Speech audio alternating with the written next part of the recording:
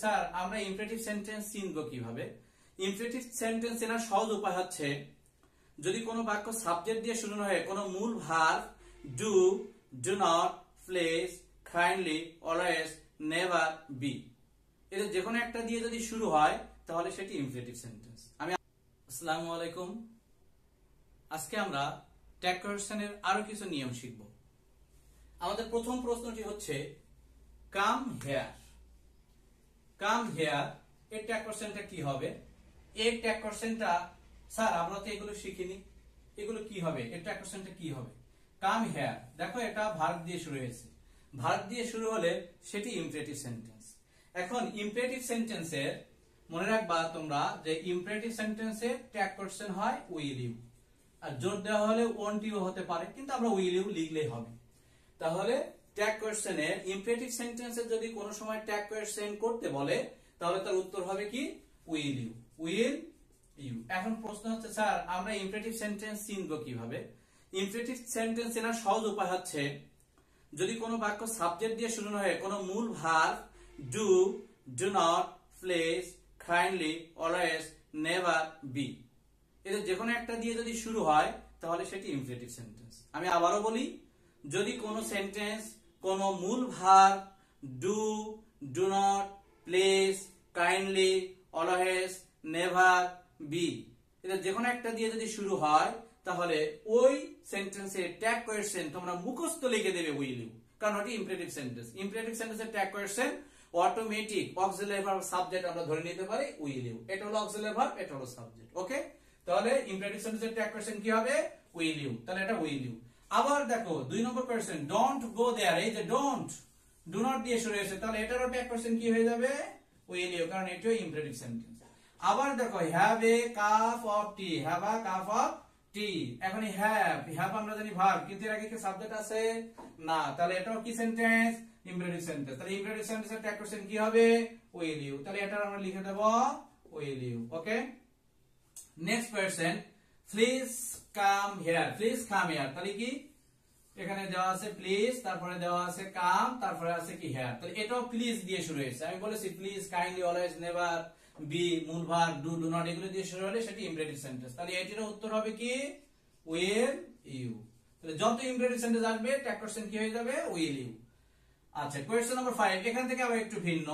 এটা কোয়েশ্চেন, এটা সেন্টেন্সটা হচ্ছে everybody likes me, everybody likes me, এর ট্যাগ কোয়েশ্চেন কি হবে?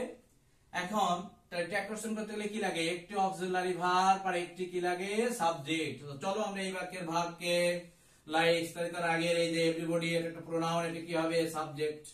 এখন এভরিবডি একটা প্রোনাউন, কিন্তু এই প্রোনাউনকে ডাইরেক্ট বসার ক্ষমতা আছে। আমি আমাদের প্রথম ভিডিওয়ে আমরা শিখেছি যে I, we, you, they, he, she, it, there, on, this, that, এরা কোন বাক্যে সাবজেক্ট হলে সরাসরি গিয়ে বসতে পারে। এখন এভরিবডি ঠিক আছে একটা প্রোনাউন, কিন্তু ও কি সরাসরি বসতে পারে? না, ও সরাসরি বসতে পারে না। তাহলে প্রশ্ন হচ্ছে স্যার আমরা কি করব? তোমরা মনে রাখবা যদি কোন বাক্যের সাবজেক্ট এভরি, ইজ, আইদার বা ইদার, নাইদার বা neither, some, any, many, the plus adjective, কোন বাক্যের সাবজেক্ট যদি হয় তাহলে ওই বাক্যের সাবজেক্ট তখন ধরতে হবে দে। কি ধরতে হবে? দে। কি কি বলেছি? Every, is, either, neither, some, any, none, no one, none, no one, one, the plus কোন অ্যাডজেক্টিভ যদি কোন বাক্যের সাবজেক্ট হয় তাহলে ওই বাক্যের সাবজেক্ট কি ধরবো? দে। তাহলে দেখো তো এই যে এভরিবডি, এভরি আছে কিনা? হ্যাঁ আছে, তাহলে সাবজেক্ট কি হবে? দে। তাহলে আমরা আগে অক্সিলারি ভার্বটা না নিয়ে আগে সাবজেক্টটা নেব এখানে, কারণ এখানে একটু সমস্যা আছে। আমরা জানি ট্যাগ কোয়েশ্চেন করতে গেলে আগে অক্সিলারি ভার্ব নিতে হয়, তারপরে সাবজেক্ট নিতে হয়, কিন্তু আমরা এই নিয়মের ক্ষেত্রে যে প্রোনাউন গুলো থাকলে তার জন্য আমাদের কি প্রোনাউন ট্যাগ কোয়েশ্চেনের সাবজেক্ট হিসেবে প্রোনাউন দে ধরতে হয়। ওই জাতীয় বাক্যে যদি ট্যাগ কোয়েশ্চেন করতে বলে তাহলে আগে আমরা অক্সিলারি ভার্ব না লিখে আগে সাবজেক্টটা লিখবো, তারপরে অক্সিলারি ভার্বটা লিখবো, তাহলে আমাদের আর ভুল হওয়ার সম্ভাবনা থাকবে না। এখন স্যার আমরা সাবজেক্ট পাই না, আমাদের অক্সিলারি ভার্ব নিতে হবে। স্যার ভার্বের সাথে এস বাই যোগ আছে, স্যার ভার্বের সাথে এস বাই যোগ থাকলে স্যার ডাজ নিতে হয়, তাহলে স্যার আমরা এখানে ডাজ লিখি, ডাজেন্ট দে, কিন্তু না, এর উত্তরটি হবে ডোন্ট দে, ডোন্ট দে। কিন্তু কেন? তোমরা মনে রাখবা চারটা জিনিস। দে যদি কোনো বাক্যের সাবজেক্ট হয় ওই বাক্যে চারটা জিনিস বসবে না। নিয়ম অনুযায়ী ডাজ আসবে, কিন্তু নিতে হবে ডু। নিয়ম অনুযায়ী ইজ আসবে কিন্তু নেব কি আর, নিয়ম অনুযায়ী ওয়াজ আসবে নেব ওয়ার, নিয়ম অনুযায়ী নিয়ম অনুযায়ী হ্যাজ আসবে নেব হ্যাঁ। ওকে, মনে রাখবা দে কোন বাক্যে সাবজেক্ট হলে চারটা ভার্ব নেওয়া যাবে না, এই চারটা ভার্ব বাদ দিয়ে যদি আর কোনো ভার্ব আসে তাহলে তারা সরাসরি বসবে। কিন্তু দে যদি কোনো প্রোনাউনের জন্য যদি ট্যাগ পারসনে দে ধরা লাগে তাহলে দে জন্য এই চারটা ভার্ব কিন্তু আসবে, কারণ এরা যখন বাক্যে ব্যবহার হয় তখন এরা সিঙ্গুলারে ব্যবহার হয়, কিন্তু যখন ট্যাগ কোয়েশ্চেন আমরা সাবজেক্ট ধরি তখন সে প্লুরাল ফর্ম হয়ে যায়। এর জন্য এই চারটা ভার্ব নেওয়া যাবে না।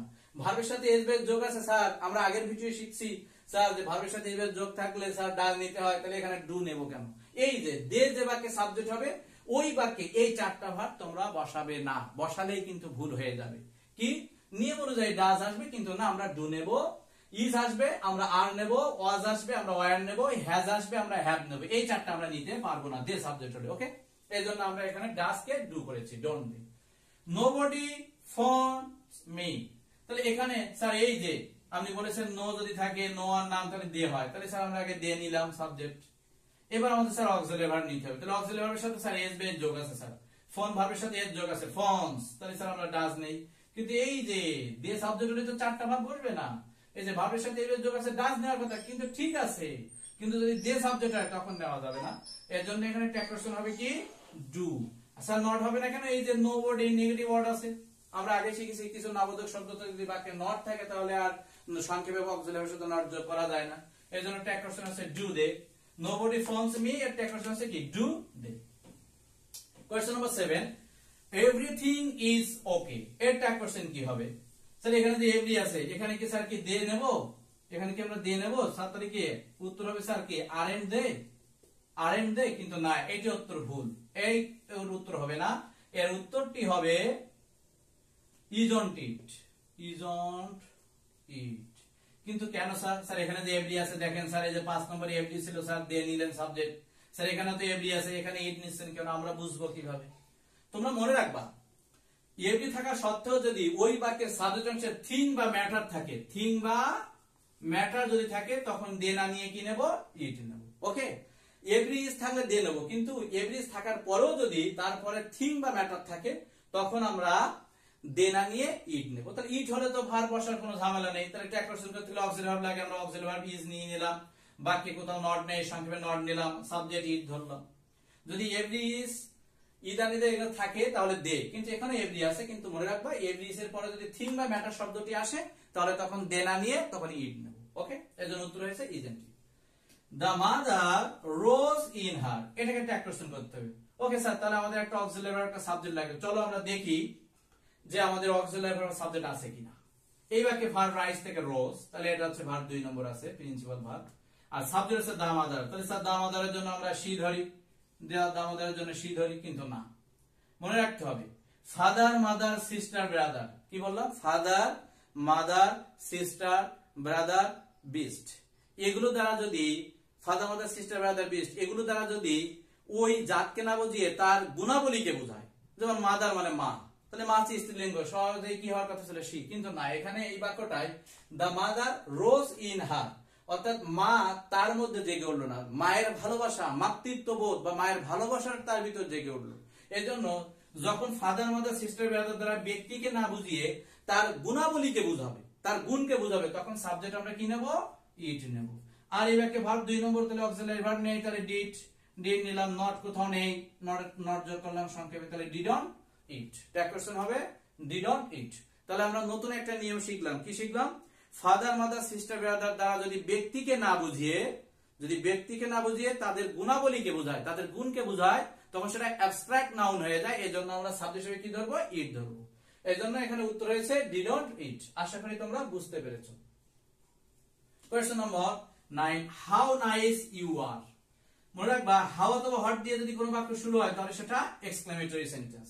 এখন এক্সক্লেমেটরি সেন্টেন্সের সাবজেক্ট ভার্ব কিন্তু বাক্যের শেষে থাকে, আবার অনেক সময় থাকেই না। এখন তাহলে এই বাক্যে কোয়েশ্চেন নম্বর 9 এ দেখো হাউ নাইস ইউ আর, এই বাক্যের সাবজেক্ট এবং ভার্ব শেষে আছে। তাহলে ট্যাগ কোয়েশ্চেন করতে গেলে একটা অক্সিলারি ভার্ব একটা সাবজেক্ট লাগে, তো চলো আগে এই বাক্যের ভার্বকে দেখি আমরা। ভার্ব হচ্ছে আর, তাহলে তার আগে নাউন বা প্রোনাউন, এই যে ইউ প্রোনাউন একটা সাবজেক্ট, তাহলে ট্যাগ কোয়েশ্চেন করতে গেলে একটা অক্সিলারি একটা সাবজেক্ট লাগে, তাহলে আর তো অক্সিলারি ভার্ব আমরা নিয়ে নিলাম। কোথাও নট আছে না, সংক্ষেপে নট যুক্ত করলাম, সাবজেক্ট ইউ ডাইরেক্ট বসতে পারে, বসে গেল। তাহলে উত্তর হলো আরএন্ট ইউ। যদি সাবজেক্ট ভার্ব না থাকে মনে রাখবা এক্সক্লেমেটরি সেন্টেন্সের যদি সাবজেক্ট ও ভার্ব দেওয়া না থাকে তাহলে দুইটা জিনিস ধরতে হয়। একটা হলো ইউ আর, সাবজেক্ট হিসেবে দুইটা জিনিস ধরতে হয়, একটা হচ্ছে ইউ আর আর একটা হচ্ছে ইট ইজ। একটা ইউ আর আর একটা ইট ইজ। মনে রাখবা যদি ব্যক্তিকে নির্দেশ করে ইউ আর আর যদি বস্তুকে নির্দেশ করে তাহলে ইট ইজ। এটা আমাদের ওই বাক্যে দেখতে হবে যে ব্যক্তিকে বোঝাচ্ছে না বস্তুকে বোঝাচ্ছে। নেক্সট কোয়েশ্চেন দেখো, what a PT, what a PT. এই বাক্যের এই যে আমি বলেছি হাউ বা হোয়াট দিয়ে শুরু হলে সেটি এক্সক্লেমেটরি সেন্টেন্স। এই প্রথমটা সাবজেক্ট ভার্ব ছিল কিন্তু এটা তো সাবজেক্ট ভার্ব নেই, তাহলে কি করতে হবে? হয় ইউ আর না হয় ইট ইজ ধরতে হবে। ইচ্ছা অনুযায়ী না, ব্যক্তিকে বোঝালে ইউ আর, বস্তুকে বোঝালে ইট ইজ। তাহলে what a pity, what a pity কি মর্মান্তিক, কি করুন। তাহলে এটা কি ব্যক্তিকে বোঝাচ্ছে না বস্তুকে বোঝাচ্ছে? এটা এখানে কোনো ব্যক্তিকে বোঝাচ্ছে না, কি করুন কি মর্মান্তিক। তাহলে এটা হচ্ছে কি বস্তুকে বোঝাচ্ছে। এজন্য আমরা সাবজেক্ট আর হোয়াট এ পিটি ধরে নেব ইট ইজ, এবং এইটা বেশি অংশ দিয়ে থাকে, এই বস্তুটা বেশি অংশ দিয়ে থাকে। তাহলে ইট ইজ সাবজেক্ট ভার্ব, তাহলে ইজ আগে চলে আসবে অক্সিলারি ভার্ব, কারণ ট্যাগ কোশ্চেন করতে আগে অক্সিলারি ভার্ব আসে। তাহলে ইজ, নট নেই, নট নিলাম, is on it, tag question হবে। তাহলে কি শিখলাম? হাউ অথবা হোয়াট দিয়ে যদি কোনো বাক্য শুরু হয় তাহলে সেটি এক্সক্লেমেটরি সেন্টেন্স। যদি এক্সক্লেমেটরি সেন্টেন্সে সাবজেক্ট ভার্ব দেওয়া থাকে সেই অনুযায়ী ট্যাগ কোশ্চেন হবে। যদি সাবজেক্ট ভার্ব দেওয়া না থাকে তাহলে আমরা সাবজেক্ট ভার্ব ধরে নেব ইউ আর না হয় ইট ইজ। যদি ব্যক্তিকে বোঝায় ইউ আর, বস্তুকে বোঝালে ইট ইজ। যেহেতু এখানে বস্তুকে বুঝিয়েছে এজন্য আমরা ইট ইজ ধরেছি, ইজটা আগে আসছে, ট্যাগ কোশ্চেন আগে আসে অক্সিলারি ভার্ব, এজন্য ইজ এন্টিট উত্তর। Okay, next question, I have few pens. এটা ট্যাগ কোশ্চেন করতে হবে। চলো আমরা আগে অক্সিলারি ভার্ব সাবজেক্ট দেখি, এবারে ভার্ব কি। এই যে ভার্ব আছে হ্যাভ এবং সেটা অক্সিলারি ভার্ব, তাহলে আমরা পেয়ে গেলাম অক্সিলারি ভার্ব, তাহলে হ্যাভ নিয়ে নিলাম। আচ্ছা, এইবার আই সাবজেক্ট আর সাবজেক্ট বলবে আই নট হবে কিনা। দেখো আমি আগেই লিখেছিলাম আমাদের ট্যাগ কোশ্চেনের প্রথম ভিডিওতে লেখা আছে কিছু নবোধক শব্দ, few, little, seldom, hardly, scarcely, barely, rarely, never, nothing, no, এগুলো নবোধক শব্দ। তাহলে ফিউ কিন্তু নবোধক শব্দ, এর জন্য নট নেওয়া যাবে না। আর আই একা বসতে পারে, একা বসে যাবে, তাহলে উত্তর হবে have I. Next question, I have a few pens. এবারে দেখো আ ফিউ, মনে রাখবা ফিউ আর লিটল এর আগে যদি আর্টিকেল এ দেওয়া থাকে তাহলে সেটা হাবোধক, আর ফিউ লিটল যদি একা থাকে তাহলে নাবোধক। ফিউ আর লিটল, ফিউ আর লিটল যদি একা থাকে তাহলে নাবোধক, কিন্তু এদের আগে যদি আর্টিকেল থাকে তখন তারা হাবোধক, এটা মনে রাখবো। তাহলে এখানে যেহেতু আর্টিকেল হাবোধক, তাহলে হ্যাভ অক্সিলারি ভার্ব আছে নিলাম। এবার তাহলে নট হাবোধক, তাহলে নট নেই, নট যোগ করতে হবে, নট যোগ করলাম সংক্ষেপে, তাহলে হ্যাভেন্ট, আই একা বসে গেল। লিটল নিয়ে একটু সমস্যা আছে, আমি বলবো একটু পরে বলবো। There is little water in the pond, তাহলে এখানে এই যে লিটল আছে, তাহলে লিটল বাক্যে তাহলে কি নাবোধক, কিন্তু ওরা যদি আর্টিকেল এ থাকতো তাহলে হাবোধক হতো। তাহলে এটা ট্যাগ কোশ্চেনের উত্তর কি হবে? অক্সিলারি ভার্ব নিতে হবে প্রথম। ইজ অক্সিলারি ভার্ব আছে, নট নেব, নট নেওয়া যাবে না কারণ লিটল নাবোধক শব্দ, দেখতে হাবোধক কিন্তু অর্থে নাবোধক, এজন্য নট নেওয়া লাগবে না। সাবজেক্ট নেব, সাবজেক্ট কে? দেয়ার। ইজ যদি ভার্ব হয় তাহলে তার আগে দেয়ার আছে, দেয়ার সাবজেক্ট, দেয়ার সাবজেক্ট ডাইরেক্ট বসতে পারে, আমরা আগে শিখেছি, তাহলে বসে গেল। উত্তর হলো কি is there, not isn't there.